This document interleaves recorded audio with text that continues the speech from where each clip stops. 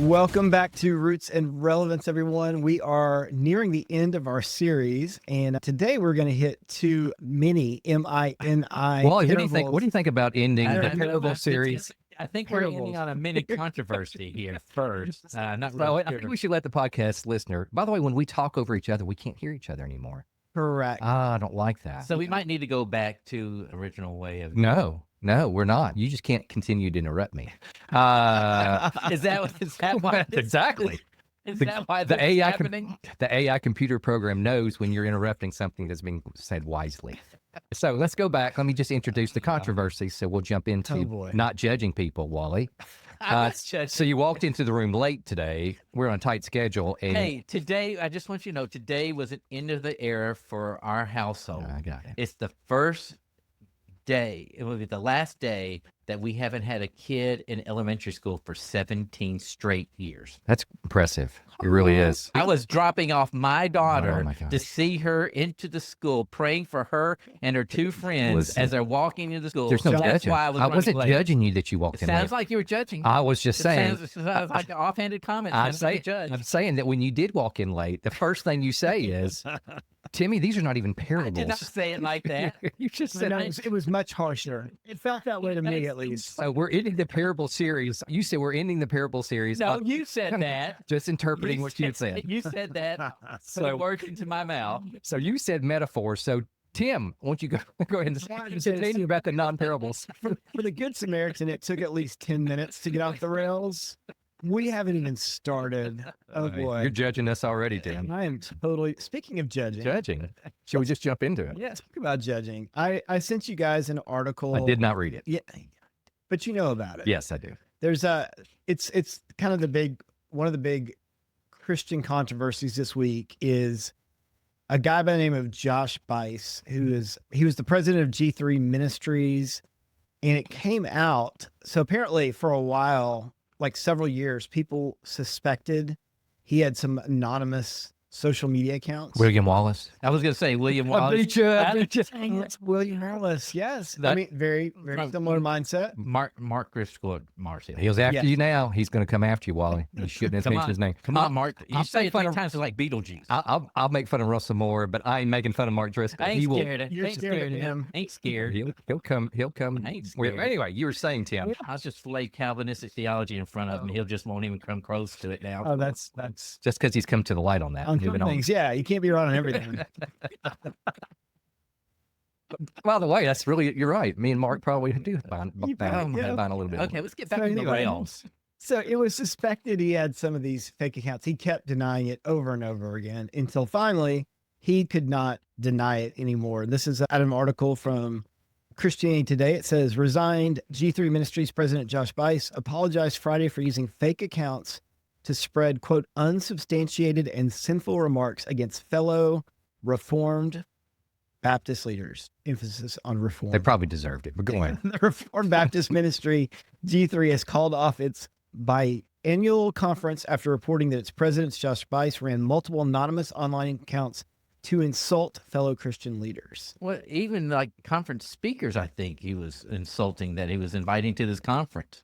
In fact, they actually canceled the conference that they were going to have, which to me, this makes total sense. Can you imagine how awkward it would be if you're at the conference and if you're Josh and you have to introduce, all right, Pastor Bill coming up. And then just for the record, I don't think he had an affair, at least that we can prove, like he's having to backtrack on every person that comes up. So it would have been really, really awkward. Oh, so it's personal stuff, not theological stuff.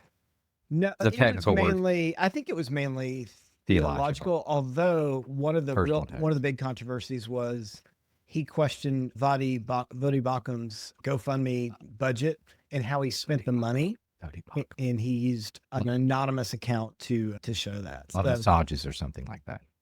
No, that would have been you're mixing up scandals. So I accidentally mentioned a person that had deceased last week. I feel bad about that, and you just did it too, so you should feel just as bad. I'm not judging I'm you. not judging him. I'm not judging Ravi, but Ravi's being judged. Hey! At the same level, you're just going to be judged now.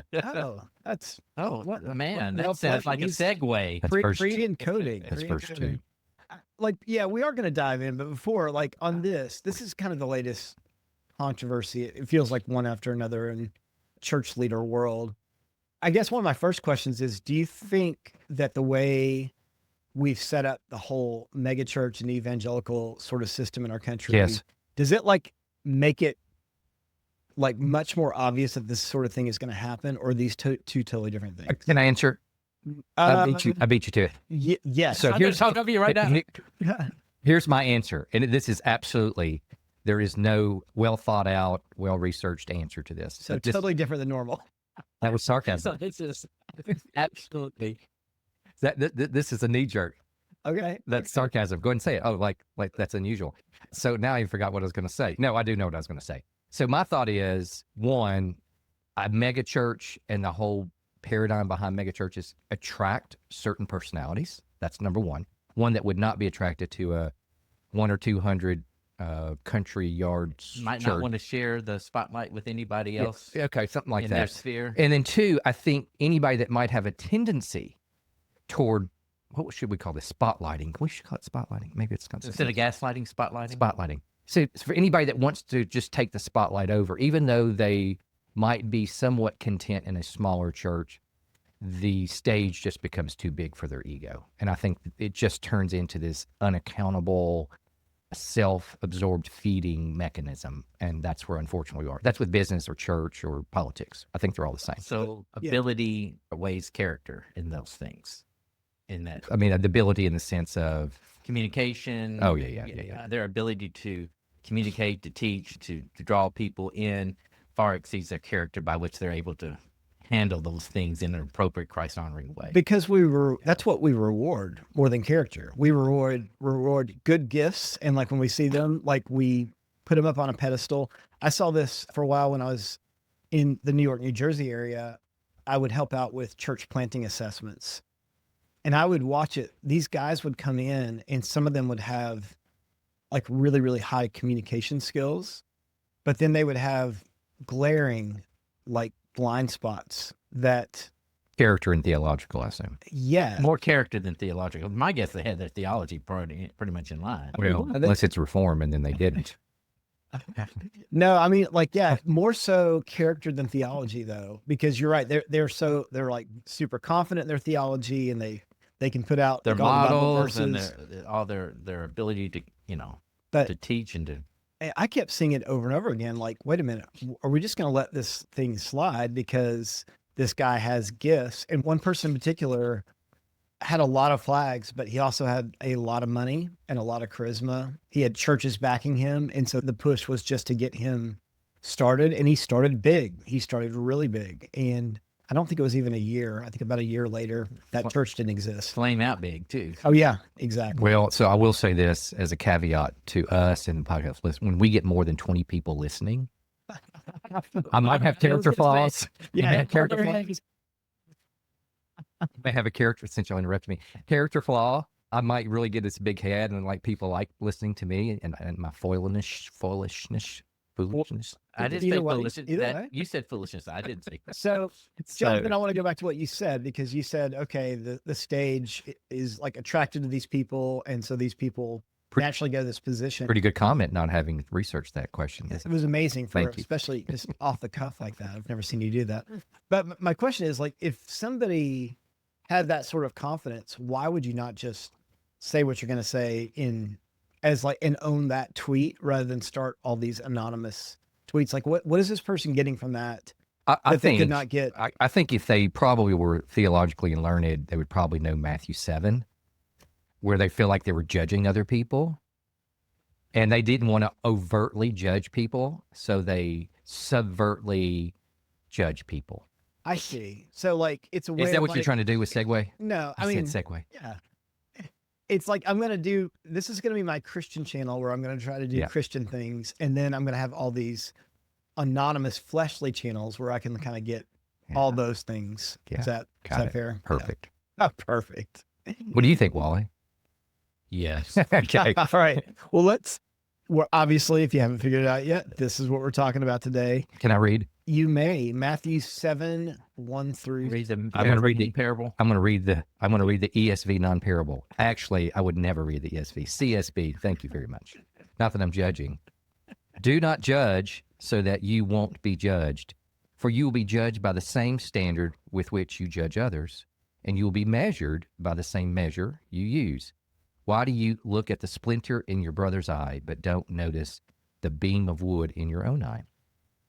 Or how can you say to your brother, let me take the splinter out of your eye, and look, there's a beam of wood in your own eye? Hypocrite! First take the beam of wood out of your eye, and then you will see clearly to take the splinter out of your brother's eye. I don't think they're really talking about real brothers, but Wally, we'll see today. Don't give what is holy to dogs, or toss your pearls before pigs, or they will trample them under their feet. Turn and tear you to pieces. That's Matthew 7, 1 through 6. Have you noticed that Jesus in a lot of these, like he starts out kind of light, and then just right when you're kind of chuckling, it's like he just turns it, and then it becomes like super. Kind of like the gnashing of teeth, which is not hell, but we all think it's hell. Maybe that's a whole different episode. I find it very interesting that the verse 6 follows the first 5 verses. I'm not real sure. Oh, that's how I have an answer for this. How those things connect. Is this a rhetorical question that you know the answer that you can't wait just to explode out on? Because if it was, or is this a real question? Why are y'all pouncing? Because I know your face. It's like, oh, we're playing, and oh, I'm sorry, I'm up 5-1. Maybe you can come back and win. What are we playing, a 12-set match or something? I'm sure you can win, Jonathan. Maybe.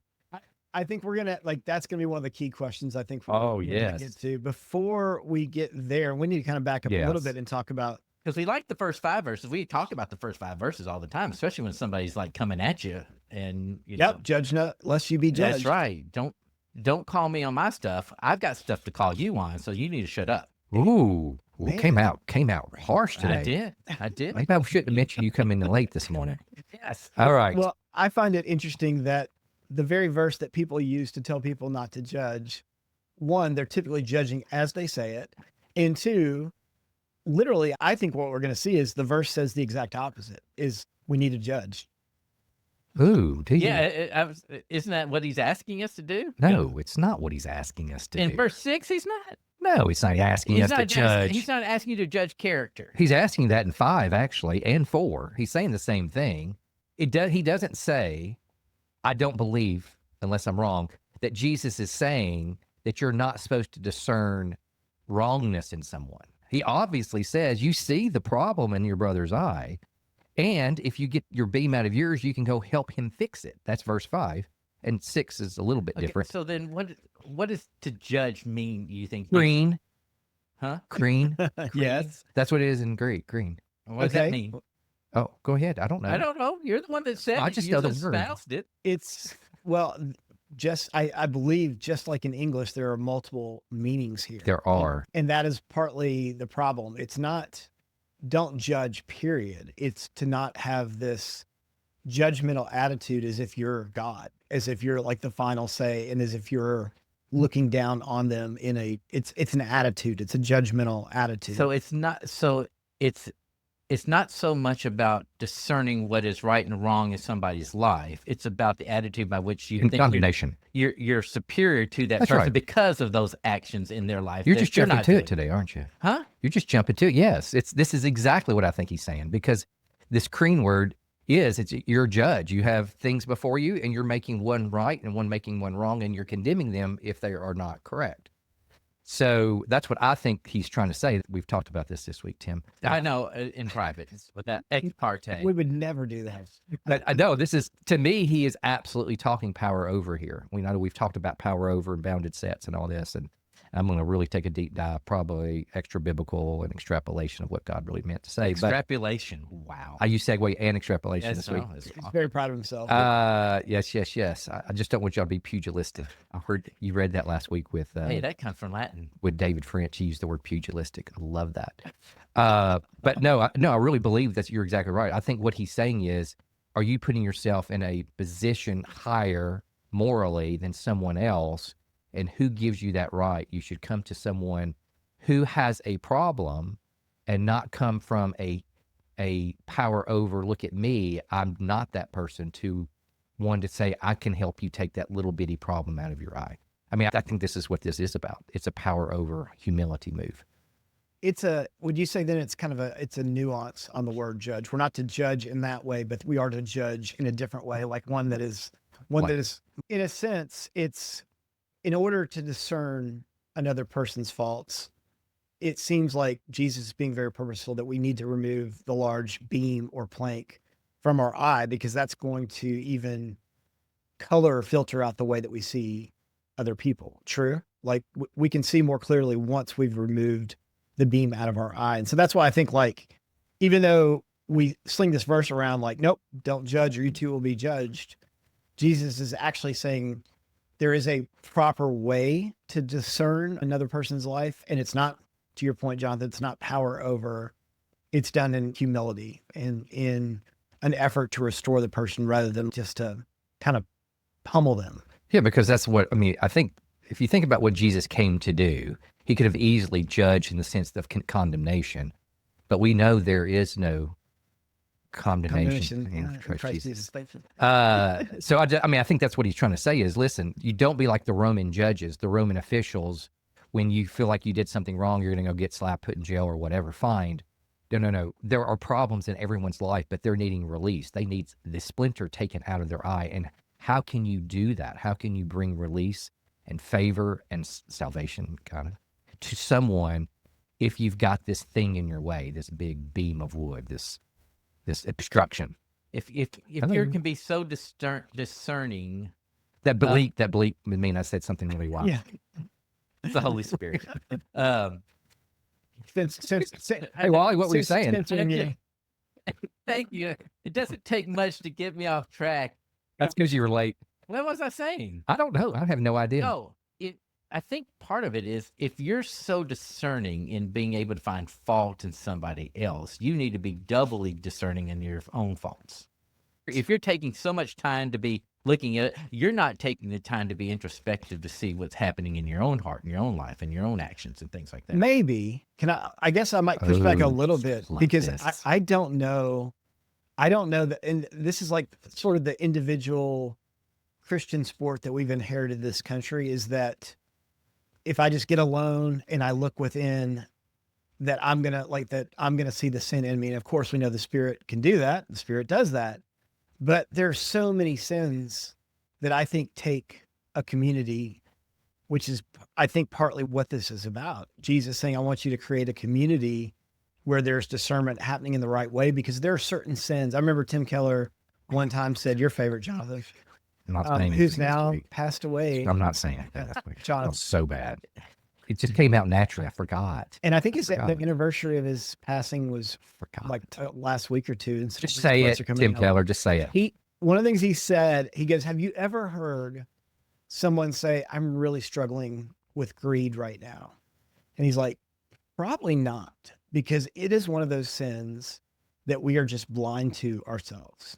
And it actually takes someone that lovingly sees what's happening in your life and comes alongside you to point that out. Pride is maybe another one. It's I have heard some people admit they struggle with pride, but very few people, because there's certain sins that it's just really hard to go, like I've got this plank and they don't see it themselves. And sometimes even they so don't see it themselves that people will come and try to discern and agree with them, and they get defensive and they don't want anything to do with that person. Okay, I have you going to push back again? I got a little push. I don't say pushback. I don't know pushback. Just Mr. Angle. Where's my popcorn?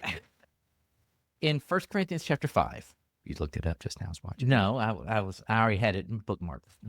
In 1 Corinthians chapter 5, we see Paul addressing the Corinthian church about a sexual issue with a gentleman, right? He's sleeping with his mother-in-law, I think, and the sisters and the cousin, and I don't know. It's Alabama. It's something that.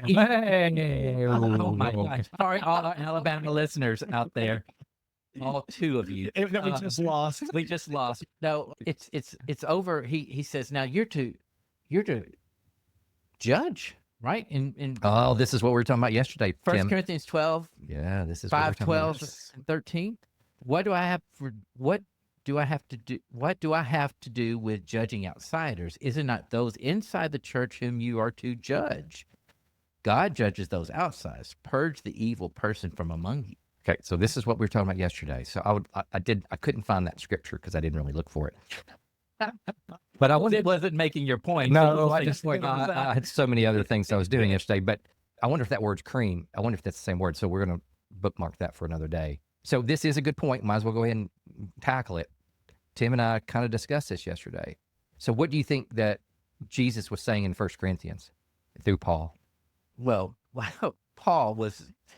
Is this not inspired word of God? It is inspired. So Jesus was saying this through Paul. What did Jesus say through Paul? He says, "I think there's judging for us to judge the outsiders means that we're making a judgment as in the place of God. So we're condemning them to unrighteousness and death. Yes. Whereas I think he's talking about these within the church. He says, if there's actions that are unbefitting, you're to definitely call out these things. You're to judge them based upon what the law says and what the Spirit of God is telling the church to be. And so you're to remove them from protection of the church in order for them to be restored to the church. And so the podcast listener, you ran past that really quickly. First, what'd you say? 1 Corinthians 5, 12, and 13. Okay, so Tim, what's your thought on that? I mean, I'm not sure how that, I think that actually supports what we were just saying. Because he's just saying it's communal. Yeah, communal, but it's inside the community, inside the family of God. So there is judging different those that are non-Christians for Christians versus Christians judging other Christians. Are we given permission to judge other Christians? Are we given permissions to? So the answer I have, so they're both Crino. I just looked it up. We're not supposed to Crino outside the church, but we are supposed to Crino inside the church. But why? Jesus says we're not supposed to ever Crino. So are we seeing a conflict between Paul and Jesus? No, I don't think so at all. Not for the first time. I think you have to look at the global of what Jesus was trying to say in Matthew 7. Not trying to say, he actually said it. Well, I'm trying to understand what he said. And that is, this is to me not the discernment of unrighteousness or the naming of unrighteousness. This is a power over hierarchical that you have the abilities to tell someone that they're completely condemned. That you're taking the place of God in this situation. Right. So you becoming Yahweh as the judge. And I think in your 1 Corinthians 5, I think Paul's saying that I think communally in a church, if the church is not a reflection of the bridegroom of the church, of Jesus, then I think there are some character disciplines that probably need to be, not discipline as in discipline like getting kicked out of church, but more of retraining, maybe bringing something to someone's attention. And if it becomes so, I don't think it's because someone struggles with sin. I think it's this, they don't care. I think it's the non-humility of, I'll do whatever I want and you can't stop me and I'm still going to be part of this ecclesia. And I think that's where he's saying that's where you have a unfortunate line you have to draw here of this, you are not reflecting that of the ecclesia, the church. And thus, you're not in a power over situation like many churches do today in their disciplinary boards. We're going to bring you in and we're going to dress you down and this is what you have to do. I don't think that's what he's saying at all. I think communally we are to love the people in the ecclesia or the local ecclesia. That's right, ecclesia. Yeah. And we are to bring them relief from their problem. You're closing your eyes like you're falling asleep. No, I'm not falling asleep. No, I'm just trying to make the point here. I don't think that we see a gavel and a judge and like bring that guy in and where's the pastor? We're going to hear this out and he's wrong and now he's put on probation from the church for 6 months. You can't come here anymore unless you go through 7 steps. I think that's crap. Well, I think there are some churches. How you feel? I think there are some churches in which the structure of bringing a disciplinary action or judging somebody based upon their action is a power move. It's absolutely a power move. And then I think there are some churches that care about these things and that have a loving desire for them to understand what it means to maintain community and right living and want to keep in line with where the body is. You and Timmy are agreeing now, this communal thing. I don't like this at all. But I think this is what Paul is getting at. I do too. And I think what Jesus is getting at is the other end of it. If you're a pastor and you're using this as a power play to be able to exert power, authority, position over somebody in order to make them do what you want them to do. Which is not what Jesus came to do. That's not what he's come to do. It's all level in front of the cross. That's Billy Graham. It's all level at the foot of the cross. But, even Ephesians, Mike Erie's going through that at Journey Church in Brentwood, journeyti.com. Journey Church. Yep. Yeah, really good. Journey. He's been in Ephesians. Wally wouldn't like it. It's very egalitarian talk. But either way, the point being, though, is that we are to submit each one to another, not in what we bring to the table, but what we can help someone else in putting ourselves at a lower position. To me, this is exactly what Jesus is saying here, is that you need to come to a situation where you see someone hurting and they don't even know they're hurting. They don't even know they have a problem most of the time, like pride or greed, what you just said. Then won't you come to them? And I think he say in a state of, does it so good again? It's that trying to censor you. A state of humility as opposed to in a power move while you're reading something else, but that's not something good. No, I agree. I think there are churches that absolutely set up those things. Well, individuals within those churches set up those kind of structures to be able to set up hierarchy of positions within the body. Because, go ahead. I was going to say, there's another piece here, and it's similar, but a little bit different. If you take this, and I think it can be taken both ways, both individually, like you, Jonathan, stop judging Wally. Right? Yes. Like it can happen. That can happen. It's just so easy. I know. It's so easy. Yeah. But you can also take this on a communal level. And I don't know what I believe about this, but N.T. Wright does, like, you have to take him seriously. You mean Tom Wright believes that when Jesus is talking right here, he's talking about Israel as a whole. Like, hey, Israel, you have this giant plank in your eye and you're critiquing all the people around you. You're critiquing Rome. You need to kind of get your own house in order first before you can discern properly over here. And if that is true, like, we can see that at a church level here in the United States, right? Like, I mean, for years, the church has done the 1 Corinthians 5 thing and judged the outside world about sexual ethics.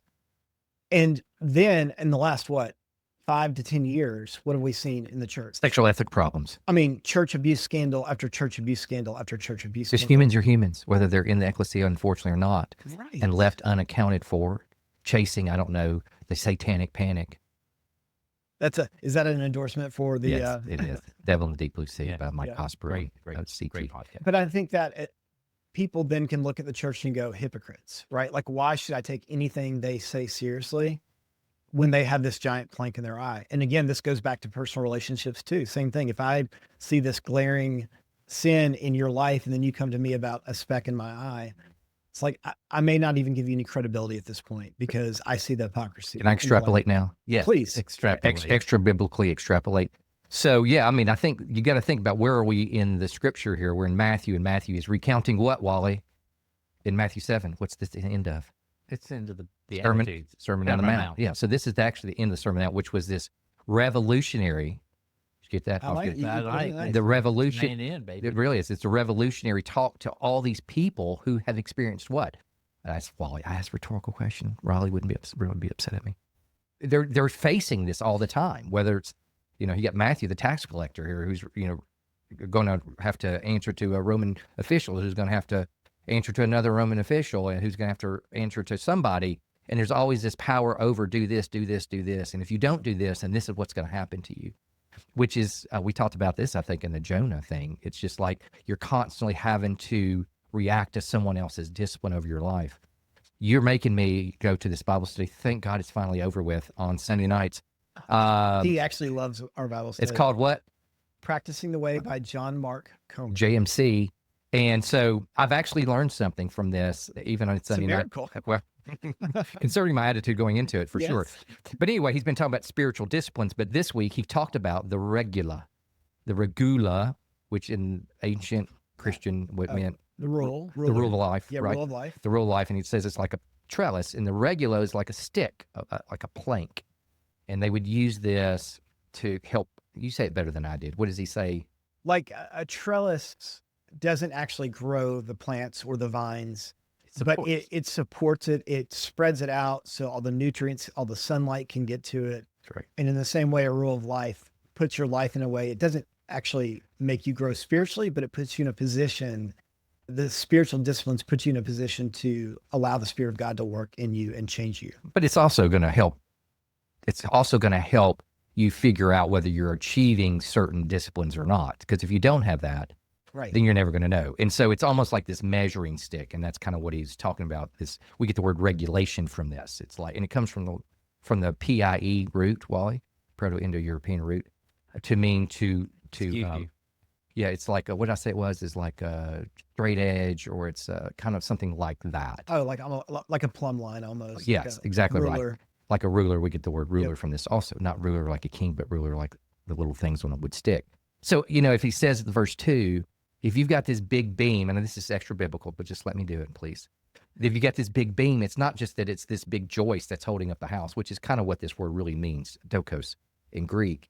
But it's also, if you can think of it, kind of like a regula. It's like, think about that's what brought me up was the Israelites. They've got this big law, the Mosaic law, the Levitical law. Is like, do you not see what you're not doing? It's like this big laser beam shooting at you. Can you not see what you're doing wrong? Here it is. It's sticking out of my eye because that's all I ever talk about. And he's saying, but that's not the spirit of the law here. The spirit of the law is not for you to bring out what's wrong with someone. The spirit of the law is put yourself in a place of humility to help someone in where they are sitting. Because there is something wrong with his brother that the other brother can't help him out because he's got this big regulation in front of him, always judging him. And I think this may be inside the ecclesia or it may be outside the ecclesia. I don't see the difference. I know what he's saying there.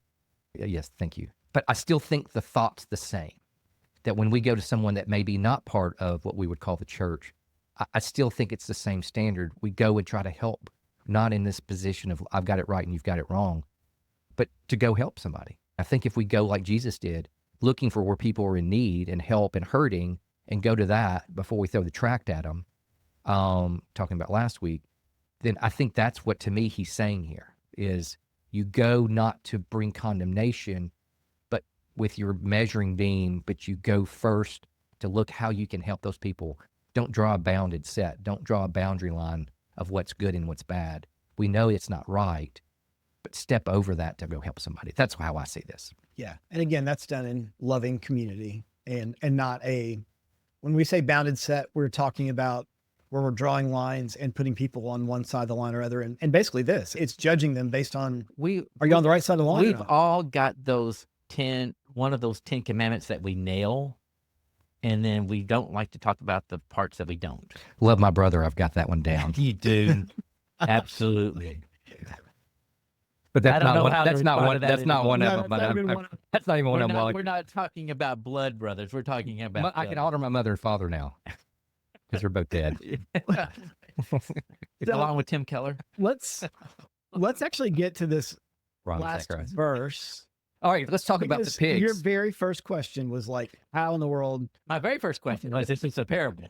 That was my first. I'm skipping the question that was wrong. I'm getting to your question that was interesting. All right, Wally, you pose a question you know the answer to because you never pose a question you don't have an answer. Oh, no. Just answer the question. Hey, don't talk. Sometimes I'm generally trying to find it. You're judging him. Wisdom and information. Sometimes I have an answer for you, but go. I want to hear your wrong one first. Okay, what was the question? Tim, what do you think? How are verses 1 through 5 connected with verse 6? Yes, Tim. I think first of all, it's important to say that not everyone does think they are connected, but to do that, you have to say that Jesus just takes a sharp turn and is like, wait, where did that come from? Because it's a pretty big jump. But if you think about it, did Russell Moore say they weren't connected? He did not. Okay, just making sure. It does. To me, it does make total sense because if you're saying that I don't want you to just judge indiscriminately, and I don't want you to judge before you've done business with yourself. It's telling folks that there is a time to discern. And verse 6 says there's a time to also withhold, right? So there's a time to give discernment or to give judgment, but that word gets a little tricky. To give discernment, and there's a time to withhold verbal discernment to someone else. So do not give dogs and pigs in that time could have been indicative of non-Jews. First of all, it could have been also anyone that was a scoffer could have been called a dog or a pig. Pearls could have been considered like a truth, right? Proverb. Or a proverb. Yeah, wisdom. Wisdom from God. Treasures. Yeah. No, not treasures. Yes, treasures. Treasures. So then all of a sudden it does kind of make sense that if you give like a rebuke to someone and they're not ready to, because they're in a pig-like state. Think about think of the lost son. He was in a pig-like state at one point. The dad could have come fast and said, "What are you doing in the pig pen? What are you doing, you idiot?" He didn't do that. Well, in Philippians chapter 3, Paul talks about be careful of the dogs in Philippians chapter 3. Ooh. And then he goes on to he's talking about making sure that you're not judging yourself by your spiritual resume, that your righteousness is not based upon what you do, but it's based upon faith and trust in who Christ is. But then he goes on and he gives us big long, if anybody has any reason to brag about my resume, it's me. And then he goes and then he picks up again and he says, hey, these dogs, their God is their belly. And for pigs and dogs, what connects them to is they're not real discerning about what they chew and what they eat. They'll eat anything. They don't respect any. Everything. Would they eat a pearl? Yes, they would. They'll eat anything laid before them, and they're not discerning. Is that something good or is that something bad? They're not real discerning on what they take in. They just eat everything, and it's true. Can I just say, my Bernie Doodle? He's 130 pounds, and at one point he actually ate a glass mug, and I won't tell you why I knew that, but just at some point, anyway, yeah. But so there's a point in time where you have to make a discernment of whether you keep throwing stuff in spiritual things in front of somebody that has no desire for spiritual things, that has no desire to discern that this is valuable, this is not valuable. Everything to them is the same and equal. There comes a time where you say, I don't want to say I'm wasting. I've got to trust now the Lord with this person, and I can't do any more with them. And I think the verse actually implies that Trample. They may trample them under their feet and turn and tear you to pieces. So if you don't discern this rightly, not only does it do no good, it actually may do harm to them and to you, because their heart just gets that much hardened of like, I'm sick of all this like Jesus stuff, or I'm sick of like, you telling me all these things, and now the relationship is harmed. So I think we also have to be careful to not use this as an excuse to not advocate. Yeah, and to like lovingly come along someone and say, hey, here's what I'm seeing. Because oftentimes they'll be ready, and it depends on the way that you approach them and the way that you talk about it. And are you coming at it from love, or are you coming at it in that judgmental attitude? Yeah, to go back to my humility statement. So if you're going to go try to assist someone who doesn't want to be assisted at all, then they're going to find something that you're not righteous with either. It's just human nature. We're not going to be righteous, whether that's individually or that's communally. And I think if you're trying to go to someone to take out a splinter out of their eye, to throw a pearl at them in a very unrighteous situation, and they're not ready to hear it or want to hear it, then to me, it's not you're wasting your time. But I think going exactly what you said, go ahead and expect some major pushback, and they're going to trample not just the pearls, but they're going to tear you to pieces. And they probably have every right to, because we all have unrighteousness. Well, if you still have a plank in your eye, there's a fear of, okay, they're going to hold up a mirror to me and point out my plank. Sure. And now it's just becomes this sort of like, oh yeah, well, you did this. But no, let me, I'm sorry. Just this is my culmination point was that both of these, you have to come in humility and in community here. It's like the receiver and the giver both have to have humility here. If someone has got a problem and they're not wanting to fix it, then there's no reason to throw a proverb or wisdom help to them like a pearl to a pig, because both have to be in a very humble situation to be able to rectify. And again, we're not trying to please God here, which we are, but it's an indirect thing. We're trying to live within how we were created in the right way, in the order of what he's called us to do. And when we're not ready to do that, and we're not humble in both situations, then it's just going to be a clash, and it's going to be disastrous. So if you're looking to approach somebody and you're hoping to affirm your own self-righteousness and make myself look good at what I do well, but not be willing to receive in humility, well, let me show you some stuff that you got in your own life that you're not doing so well. And so as me, as somebody that's hopefully wanting to become more like Jesus, if I hear that, maybe that pricks my heart. Right. Maybe that pricks my, if somebody comes back at me and says, what about this? Well, hopefully that pricks my heart. And is that a true statement about me? What you should say, though, is this is not about me right now. This is about you.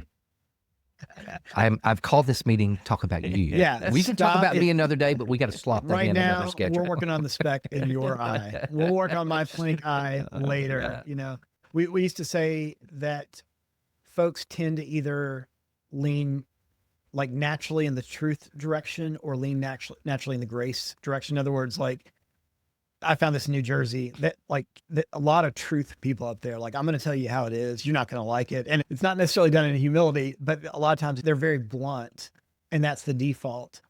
And I've noticed in the South, it can be, if it's not like a passive aggressive thing, it can be just straight grace. And there's, for some reason, a fear to actually confront someone in a loving way. And that's like my issue, my problem is it takes some boldness to actually go to somebody and say, here is what I see in your life. And well, most of the time we approach it like, how can I be praying for you? Because I know you got this. Yeah, exactly. Let me be praying for this issue in your life, kind of thing. So yeah, and usually just getting the conversation started is the hardest part. If you sit down with somebody at coffee and say, "Hey, is it okay if I bring up something that's like a little bit awkward?" You ask it a question, and what I found is once I do that, I'm fine. That's the hardest part. It's just getting it started. But if they know your heart, where you're coming from, it makes all the difference. 100%. Well, that's a good discussion over some metaphors. I hope you enjoyed this deep dive into two of Jesus's most famous parables.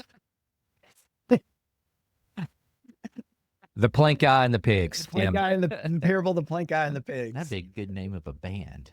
Oh, yeah, plank eye. There he is. is. Plank eye? Yeah. Yeah, it's one of my bands. All right, enough of this. All right. Hey, I didn't get to interrupt enough people today, so yes, I look forward to next week. Absolutely. All right, everyone. Hope this is good. We will be back next week with our last in the series on stories of revolution. We will see you next time. Have a good one.